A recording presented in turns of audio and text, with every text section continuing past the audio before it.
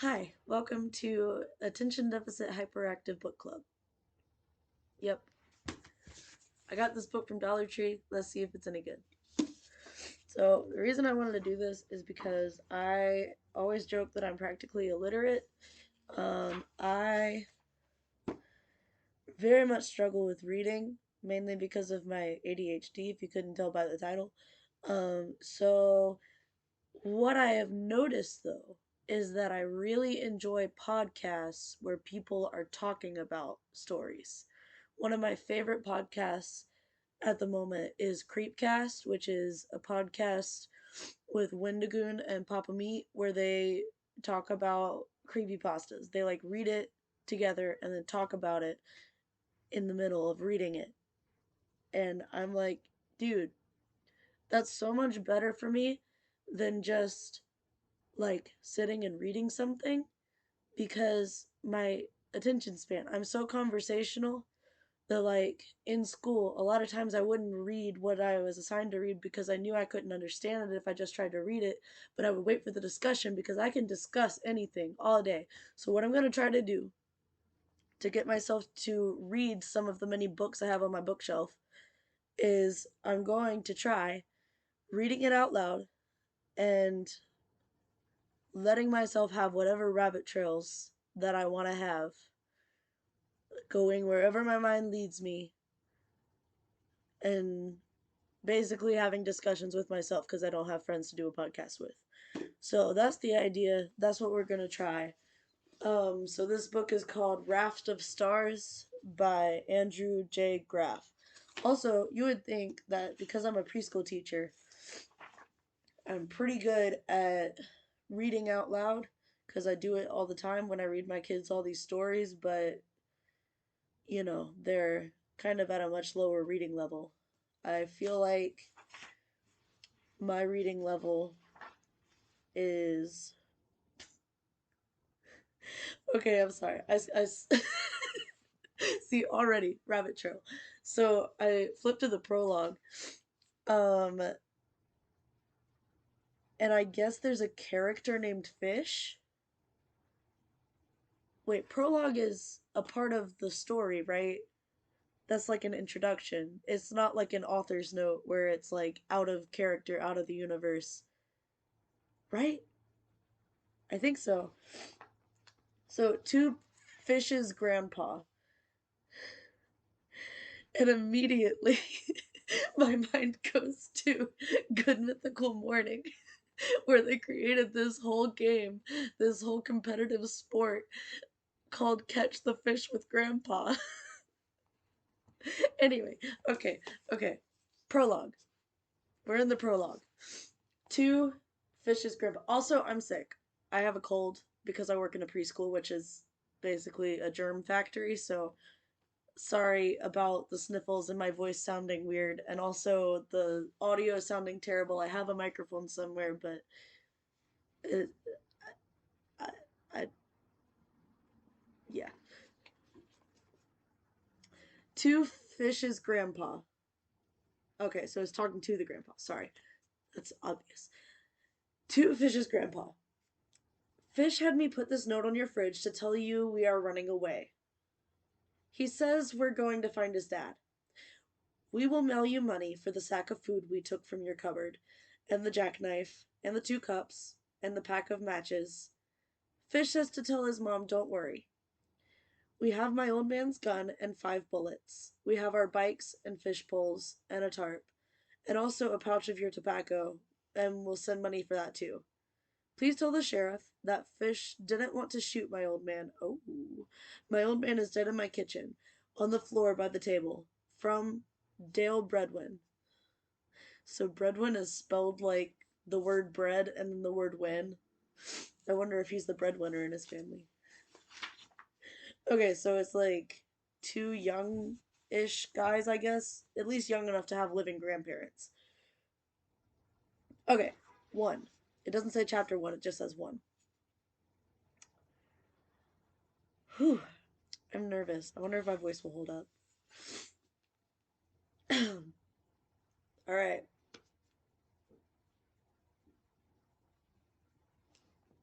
Alright. I gotta get cozy in order to read. This is Dale. The baby turtles the boys carried in front of their shirts were the size of $half. Fish stopped on the asphalt and looked down into his shirt as he crossed the road from the field to the marsh for the 5th time. It was early June. See, I told you I'm sick. It was early June and the sun was hot, and the turtles looked bothered and parched as they clawed in a pile. The turtles were tenacious, which meant persisting in existence. That was a word Fish knew from the 5th grade. I wonder if this is intended for a younger audience. I'm not sure if it would say that anywhere. I don't know. Going on. Fish's friend, Bread. Okay, wait. So that's from his last name. So I wonder if Fish is also a nickname. That would make sense rather than someone legally naming their kid Fish. Clawed up from. Wait. Fish's friend, Bread, clawed up from the ditch clover. It's lazy bees. Clawed is a verb. Sorry. I told you I'm practically illiterate. I'm trying so hard. Fish's friend Bread clawed up from the ditch clover. It's lazy bees. And caught up with Fish on the road. A red-winged blackbird clung to one of the last year's dried cattail stalks. You know these snappers we're saving?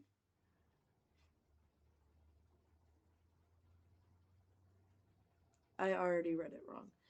You know these are snappers we're saving, said Bread. See them bony shells? We're saving snappers. Oh, turtles. Makes sense. I got you, Bread. I got you. Okay. The boys feared grown snappers like they feared Bread's old man.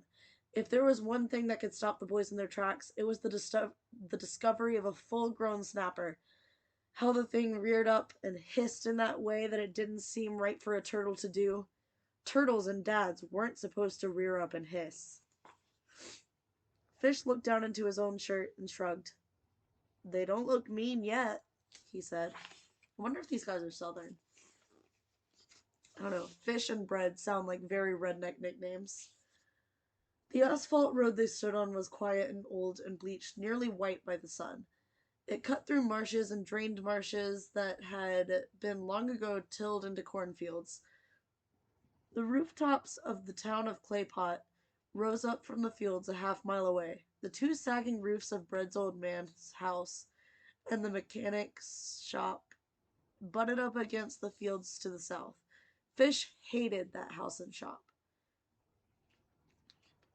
But they'll get mean once they grow up, said Bread. I'm gonna pretend they're Southern. Fish looked at the turtles again. It didn't seem right to judge them this early in life. The way they were nearly dried up and only just hatched. Poor dang things. That's something his grandfather often said when a calf was born a runt and couldn't eat, or a baby bird had fallen from its nest for the cats to find. The world was full of poor things. Sometimes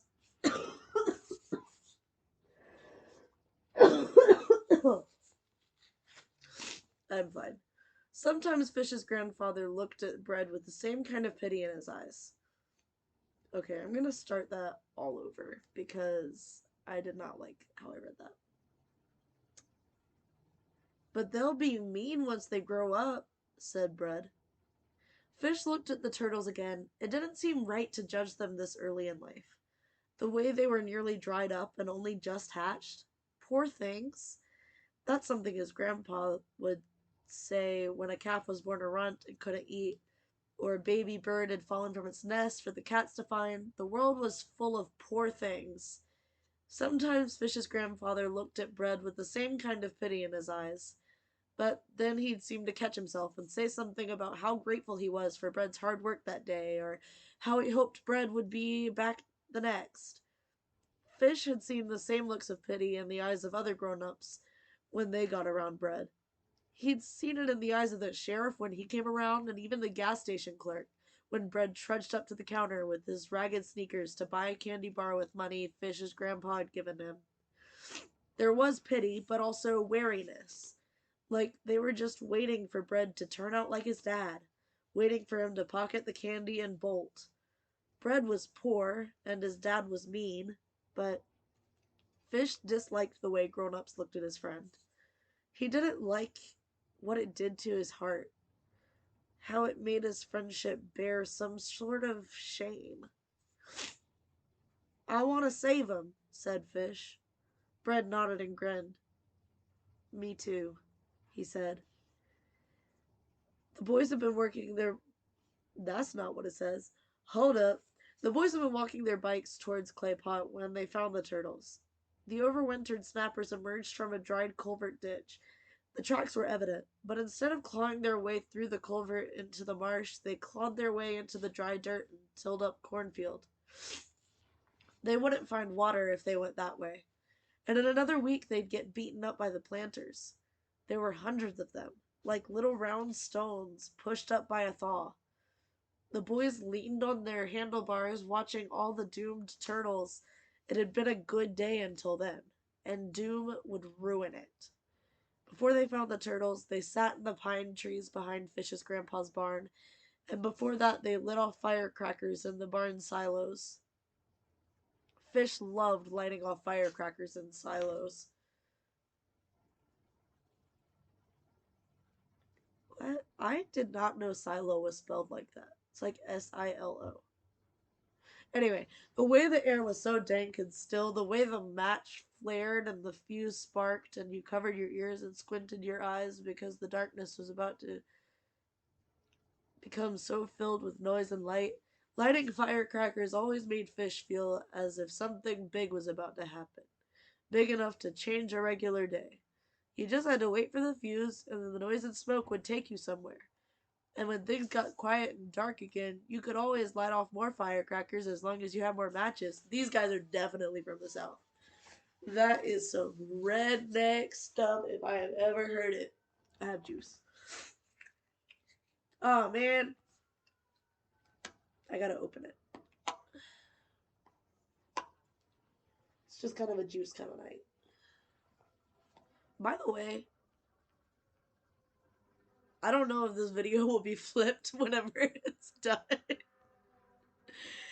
But Jumex makes like the best juice that I've ever had, and this is a Dollar Tree.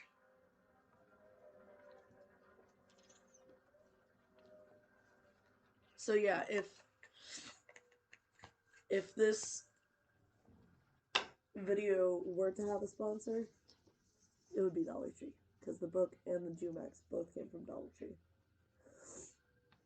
Anyway, where was I? Oh yeah, the firecrackers. That's such a. These are the biggest rednecks I have ever read about. Anyway, oh, I just read the next line. Okay, I'm gonna go back a little bit. Lighting firecrackers always made Fish feel as if something big was about to happen, big enough to change a regular day. You just had to wait for the fuse, and then the noise and smoke would take you somewhere. And when things got quiet and dark again, you could always light off more firecrackers as long as you had more matches. It was a lot like Fish's friendship with Bread these last 3 summers he spent at his grandpa's farm. Fish was a fuse, and Bread was the match. Or maybe it was the other way around. Either way, summer was too tame if you had one without the other. Once school let out, his mom would drive him up from town to drop him off, and Fish's grandpa would be waiting on the porch. And Fish would hug his mom and bolt from the car with his duffel packed for weeks of fields and trees and rivers. Definitely the country. Also, whenever I have my headphones on, when I haven't cut my hair in a minute, you see this, right? That's why I had one headphone on, but I don't like how it muffles my voice when I'm hearing it because I'm not listening to anything. I thought about listening to reading music because that's what I try to do whenever I'm reading, like just in my head, but I felt like it would do something. I have no idea why I'm not, but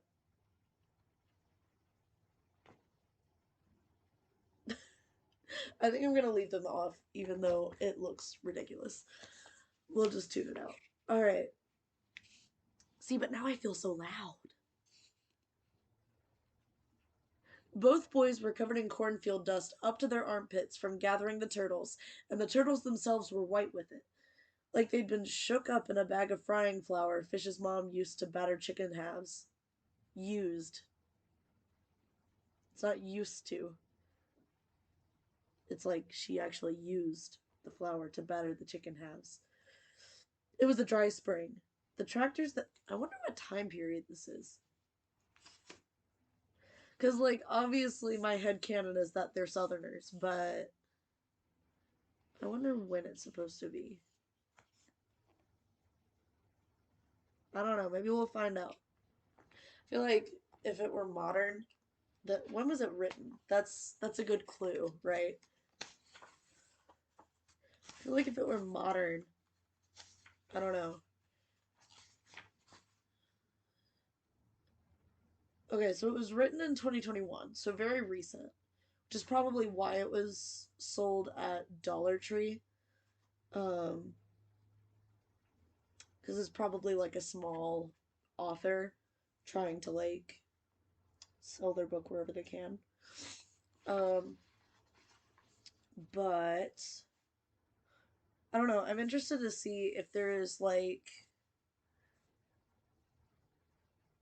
any indicators of like when it's supposed to be taking place, because right now it's very ambiguous. Then again, I'm only on page 3. Where was I? It was a dry spring.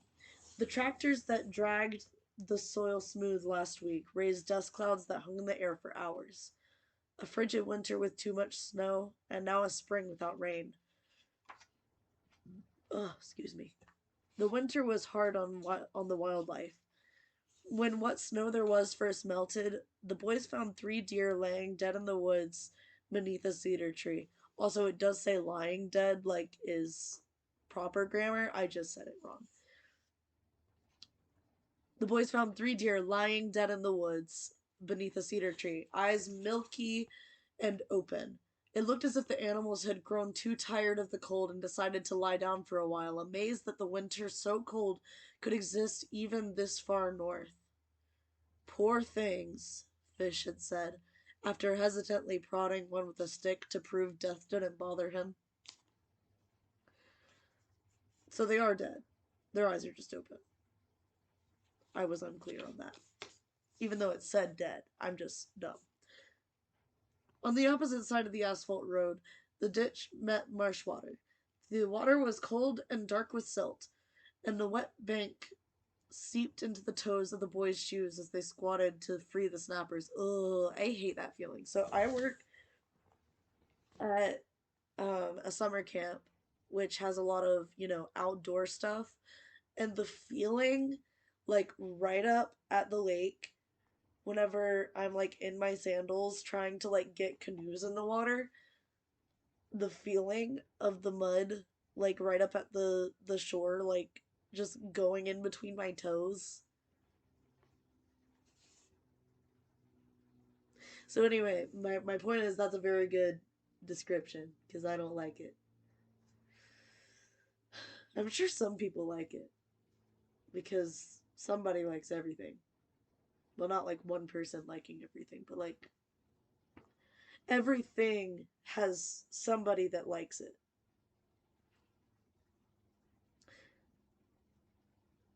Where was I? See, this is the problem with this is that I constantly lose my place. And then I'm like trying to skim and talk at the same time because I'm trying to let my ADHD be free, but it don't work like that sometimes. That's right. The water was cold and dark with silt, and the wet bank seeped into the toes of the boys' shoes as they squatted down to free the snappers. Gross. As they lowered each leathery creature into the water, sorry, the turtles seemed awakened by it. The way the dust washed away, the suddenness of submersion. The turtles craned their little heads forward and waved their legs and swam away into silten water. Also, I realize it's something I do when I'm reading to the kids all the time at work. Excuse me. But like I will constantly act out like action words like that. So like when I'm reading to the kids and somebody like in the story like ducks or like um I don't know, just something like that, just like he went up and down and like I'll just act it out like that and I realize that like it's become such a habit. Some of the times that I'm reading these out loud, I'm miming it as I'm reading it. I was like yeah, the turtles craned their little heads forward and waved their legs and swam away into the silten water. Which this is such a bad. Is this how turtles swim? This is such a terrible miming of turtles swimming anyway. But I only have one hand and I'm not about to wave my legs around. They were like pigeons taking flight in pairs from the roof of Fish's grandpa's barn. Aimless and erratic. Surprise.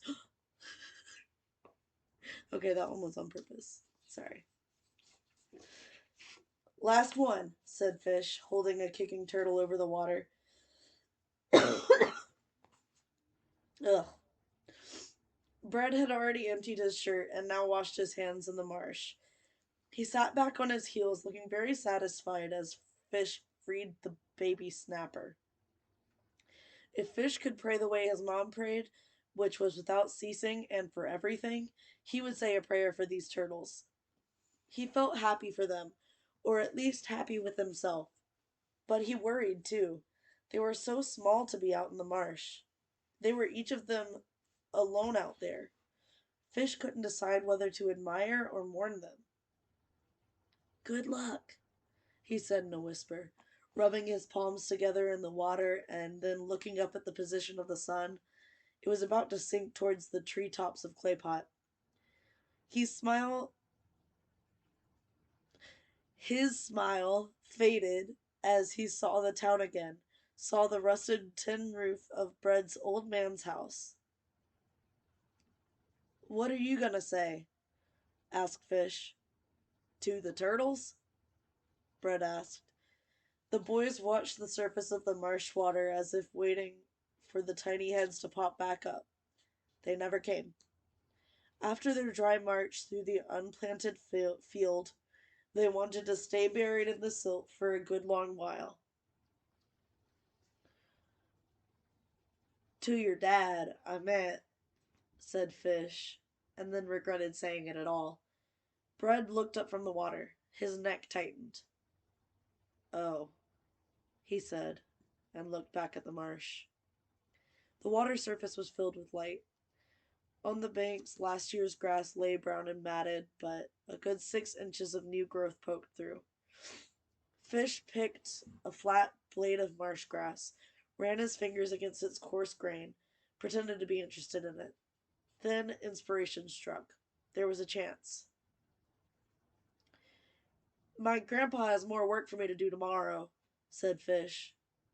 You could help again if you want. Am I southern enough? I feel like I'm getting my accents mixed around. Which is weird, because I'm literally from the South. Wait, hold up. I'm gonna try again. Take two. My grandpa has more work for me to do tomorrow, said Fish. You could help again if you want. If you. Because southern people say won't instead of want. A lot of them, not all. Because I'm like struggling to actually say won't. Won't. What? Because I say my O's weird apparently. Because people have always made fun of me for the way I say my O's. I feel like it's not as extreme as it was when I was a teenager. When I was a teenager, I used to say O like O. Like I was freaking Canadian, but oh, won't. I don't heckin' know, man. My grandma has more work for me to do tomorrow, said Fish. You can help again if you want. Now that sounded right. I think that one was the one. Ooh, buddy. See, I have a degree in theater, and we did a voice for the actor class where we learned a few accents. We did not learn um, any southern accent because most of the students in the class already had a southern accent, or at the very least already knew how to do a southern accent because they grew up with southern relatives. I have a very slight southern accent, I feel like, when I'm talking about when I'm like tired or like different things bring it out more. And I also like have the thing where I kind of mimic the accent of the person I'm talking to, which sometimes is not good because then people think I'm making fun of them, but I'm not. It's just that I don't know how to be a person. So I have to. Part of that is the neurodivergence where I'm like, I've always learned to mask by like watching and mimicking other people. And then I'm like watching and mimicking how other people talk to like match their match their like tone and inflection and stuff. And so that's why my accent has been like very fluid, where I'll like kind of mimic the accent of who I'm talking to. So anyway, I pick up on vocal patterns very easily, but I somehow forgot how to do a southern accent. All right, one more time to get us into the paragraph, and then I'm going. My grandpa has more work for me tomorrow, said Fish. You can help again if you want. He paused and gauged Bread's reaction. Haha. Like I was just saying, sorry. And then he purposely brightened his voice, as if he just came up with what he was really trying to say. Why don't you not go home at all? You could spend the night again. My grandpa can call. Bread shook his head. My old man said to get home, he said, standing up and swatting the dust from his knees of his jeans. See, I did it again. It's not a it's not like a bad thing. It's just cheesy. He meant yesterday. Okay, now this is weird. I feel like it's starting like a new section of the same chapter, but it's like there's a whole line. I'm not sure if you can see it. There's like a whole line where it's like bold and in all caps and in a different font.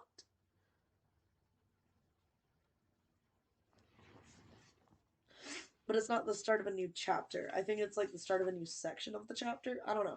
I've never seen that before. And I have read some books, contrary to popular belief. Some days the boys made a game of dreaming up ways to rid Brett of his old man. They sunk the man in the marsh once. Another time, they tied him up in raspberry bushes and let black bears get him. Hold on. I hate being sick. Anyway, they ran him down with countless trucks and tractors, and they once buried him up to his neck in an anthill they found behind the barn. The game was a way of deadening the blows of Bread's real life. Bread would come out to Fish's grandpa for a few days at a time. He'd arrive with stories about falling down steps or crashing his bike, and his face and neck would get so red with shame that the bruises seemed to fade. Yikes! Okay. Um, so because I haven't read this before, trigger warning. I literally had no idea what this is about. It's just a book that I found at Dollar Tree that had an interesting cover. I thought it would be good. Um, but so I can't give adequate trigger warnings until after the fact. I might add some in as I'm like editing this. Um, but if I forget, Trigger warning, abuse.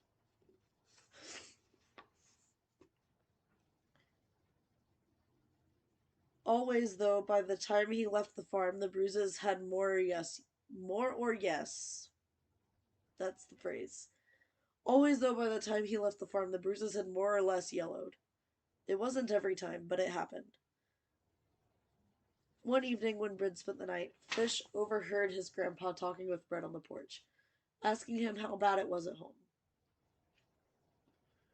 Bread hardly answered him, until Grandpa offered to go and talk to his old man, which Bread quickly refused.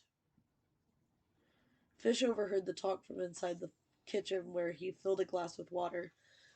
He tiptoed to the porch and leaned close to the screen. He just gets mad, said Bread. He's usually always mad. He drink every night? Asked Grandpa, and after a pause, he ever mess with them guns when he's drunk? Fish could smell the dust in the screen and felt a bad sort of envy about his friend. Fish's grandpa spoke to Bread as if he were an equal. Fish hadn't experienced that. Ever since Fish started to spend summers at his grandpa's farm, he sensed his grandpa was somehow ill at ease around him. His grandpa was strong and gentle and good, but there was a certain distance between them that never allowed them to talk about real things, big things. They could talk easily about baseball players or truck tires or what needed doing around the place, but if Fish found himself crying in the hayloft, as he did often enough his first summer out, terrified by his new life without his father in it, he knew he was on his own. So he'd stop crying, finish his chores, wipe his face with his shirt, and stride towards the house to announce his hunger for dinner. It once occurred to Fish that maybe his grandpa's distance was a kindness as well. A lesson from a man to a boy about how not to dwell too much on things. Fish couldn't tell. It made him feel the way he did, and he tried not to cry in front of boys at school. It was good not to cry. It was also awful. Look here, Dale, said Grandpa. I don't mean to get in your business, but just so you know how I know, my old man used to push me and my sisters around too. There was a pause. A heavy June bug attached itself to the screen near Fish's face and nearly caused Fish to reveal his presence. Fish's grandpa stood, reached for his pouches of tobacco.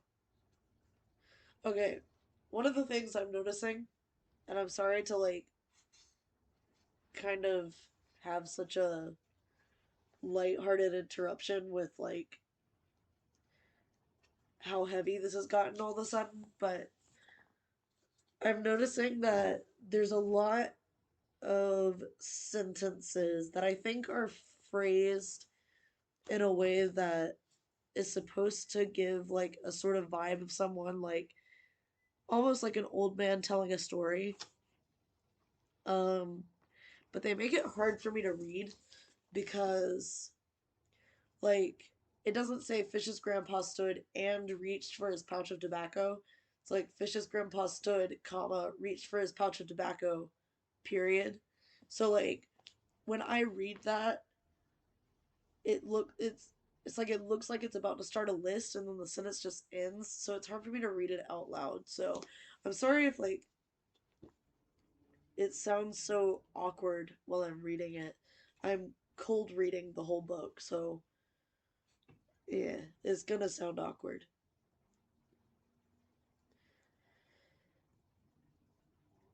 Oh, who's talking here?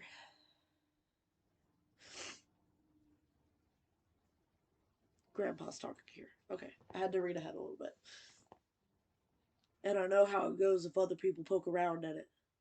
How it can make it all so much worse. So, If you ever need a place to go, ever, you come right straight here. You run straight through the corn if you got to, understand? Yes, sir. Good. The three of them sat in the quiet, Fish on one side of the screen and his grandpa and Brett on the porch. The sun was all the way down now, and the fireflies were starting to lift out of the grass and float past the apple trees, speaking silently about whatever it is fireflies have to say to one another.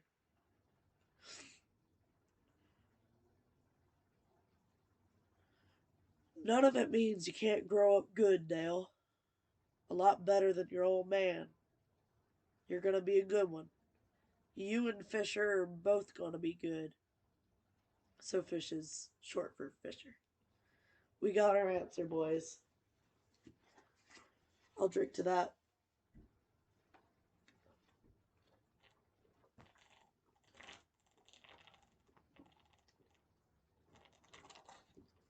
Gosh, that's good. And now I'm gonna be burping. Woo!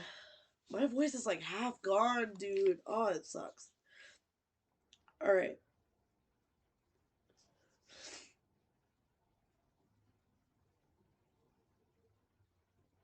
He stood now, walked across the porch board, spat chew over the railing, and adjusted the green fatigue cap that always sat on the back of his head.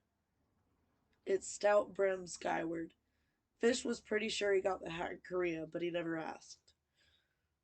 Okay, so his dad, not his dad, his grandpa fought in the Korean War. So we got a little bit of hint. At least I assume that means he fought in the Korean War. It just says he got it in Korea, but the way that it's phrased, it kind of seems to imply that his grandpa fought in the Korean War. So that would make it, that was in the 50s? That's going to be really embarrassing if it wasn't in the 50s. Hold on. I have my phone right here. This is the perks of filming on my laptop. When was the Korean War?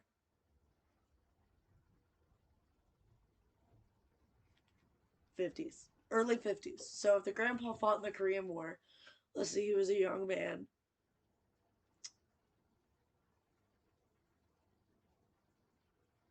Let's say he was like, let's say he was like 50 when he became a grandpa. Then Fish is probably like a teenager, let's say 15, so like 65. So like 45 years after the Korean War. So this is probably taking place in like the 90s, maybe. I feel pretty good about saying maybe like late 80s, early 90s is my guess. I might be wrong. Alright, Fish was pretty sure he got the hat in Korea, but he never asked. It never left his head unless he slept or used it to wipe sweat from his brow. You boys are good and strong enough to make it. You just keep going. You understand? Gosh, me being congested, that voice is very hard to do. Anyway, yes, sir. In the distance, a pack of coyotes announced their hunt. The yipping howls lifted into the night and fell away just as quickly. Plenty of coyotes this year, he heard his grandpa say to change the subject. Plenty of hungry coyotes. Fish joined his grandpa and friend on the porch, where he drank his water and watched the stars emerge in the new sort of silence. The stars hummed, Fish's blood hummed, the bad envy was gone, and a new light emerged. At Fisher's mom's church, congregants often spoke over one another. It's how they talked. Spoken over, spoken to, words from the Lord for a brother. Fish never minded it, but now he seemed to understand it. See, now I'm starting to sound all southern while I'm narrating. Fish never minded it, but now he seemed to understand it. Bread and fish had just been spoken over. His grandfather knew that all was not well in the world. Oh, I'm dumb. I'm dumb. Okay, so see, whenever it said congregants often spoke over one another, I thought he was saying like interrupting to speak louder than you. That's not what it means. It's like I'm speaking blessings over you. That's what it means. Okay, spoken over, spoken to, words from the Lord for a brother. That makes sense. That makes more sense now. Fish never minded it, but now he seemed to understand it. Bread and fish had just been spoken over. His grandfather knew that not all was not well in the world, that it was a choice to bear it quietly, and something grave and peaceful rose like a moon in Fish's heart. The side street leading to Bread's house was gravel. The town tore it up the previous summer to fix some pipes and never got around to repaving it. Bread said that his math teacher was. That's not what it says. Bread said his math teacher said the roads and lots of other things would change for the better now that President Clinton was in office. So let's go. I got the dates right. It's the 90s. Woo!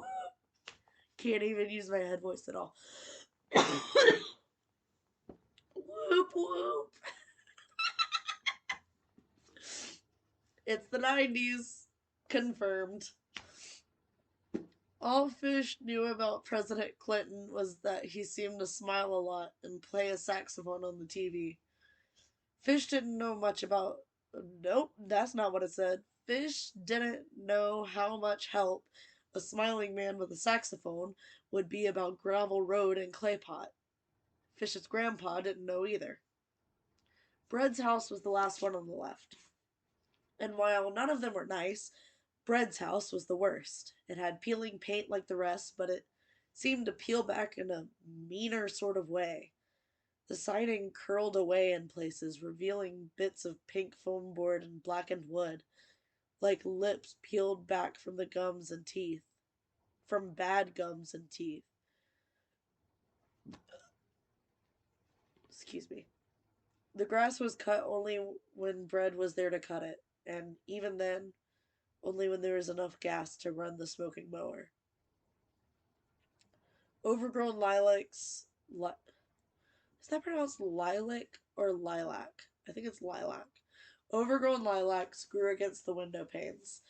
His dad's shop sat adjacent to the house. The two buildings were separated by a weedy patch of gravel, stained black where his dad dumped oil pans.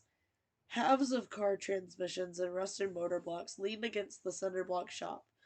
A flat-bottomed duck boat lay hull up across bald tires. So we haven't heard mention of anybody else in the house, right? Is it just Bread and his dad? Also, I'm still not used to calling these humans Fish and Bread. Like, I almost want to start calling them Fisher and Dale. Also, I love how one of the characters' names is Dale, because that's this one's name. Anyway, Bread and Fish.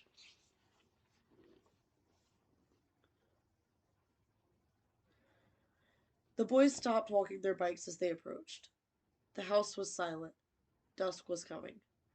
A few bats flew anxious circles between trees overhead. Fish gripped his handlebars a little tighter as he paused, listening.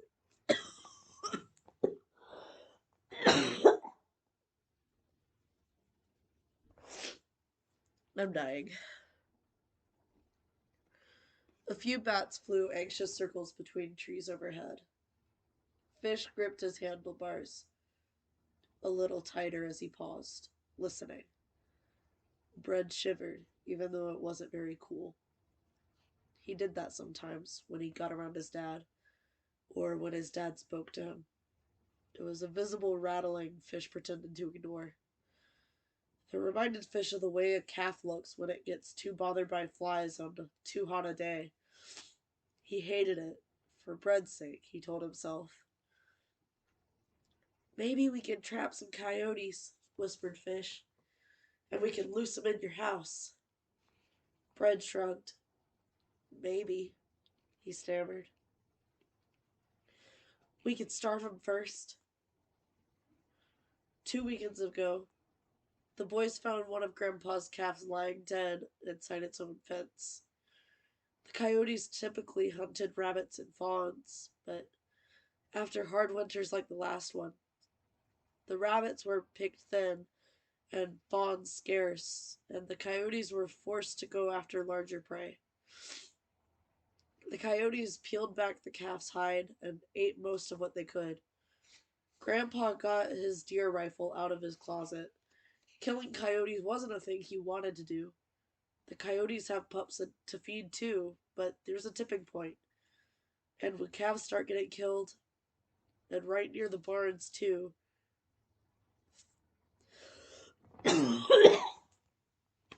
Oh,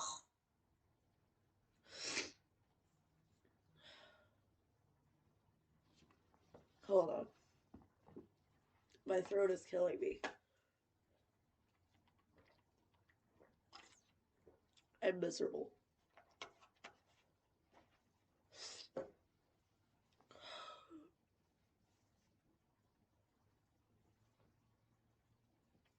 Okay. I think that helped a little bit. Nope, my throat's still very, very itchy. We'll see how far I can make it before I have to cough again. Um, but there's a tipping point, and when calves start getting killed, and right near the barns too, things have well tipped, he explained.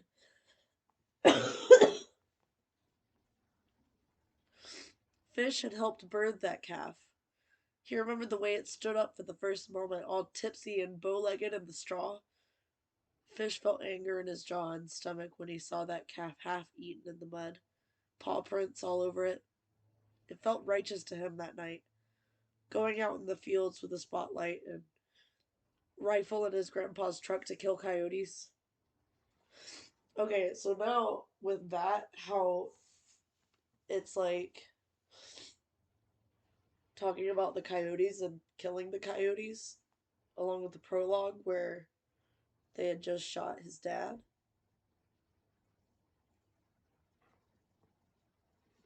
Seems like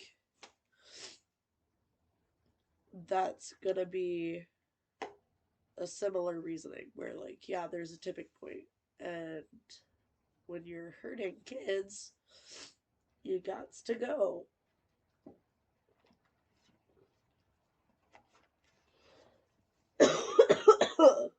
Which I get.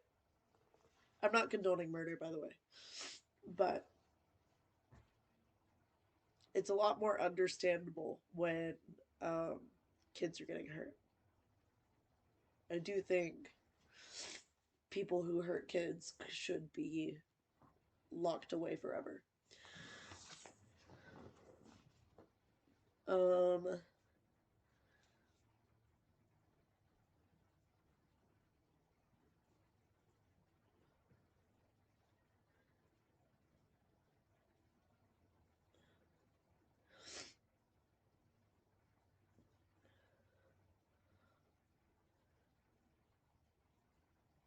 so if Fish had helped birth that calf, I'll go back to there. He remembered the way it stood up for the first moment, all tipsy and bow-legged in the straw. Fish felt anger in his jaw and stomach when he saw that calf half-eaten in the mud, paw prints all over it. It felt righteous to him that night, going out in the fields with a spotlight and rifle in his grandpa's truck to kill coyotes. I suppose I'll get in there now, said Bread. His shakes had nearly stopped. Seems quiet. Okay, said Fish. He felt himself swallow. They were always awkward about parting when Bread had to go home. It was as if they were strangers, unable to do much besides formally shake hands and bid the other farewell. They shook hands now and nodded, and Fish wiped his hands on his jeans and swung a leg over his bike. Bread laid his bike in the weeds and stepped up on the concrete porch. He looked small and dried up, like those turtles looked.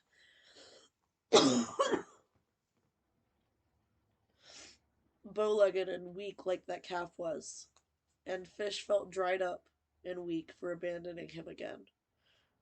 He hated it. The world was too full of coyotes and calves. Something had to change. Something firecracker big. Fish's mom said the most powerful thing a person could do in this life is to pray. That ours was a God of well timed miracles. Fish believed that was true, or wanted to, but always after waiting for what seemed long enough, he stopped believing. Like so many other people seemed to do but never talked about. The door to Bread's house rattled tight, and Fish pedaled as hard as he could down the gravel street. Every time he left Bread, he'd race his bike back to his grandpa's farm, trying to pray for help, or trying not to, until the quiet of the fields and fireflies offered its solace again. This time, though, something different happened inside him. This time, from somewhere or something, a reply seemed to come from all that stillness in the sky.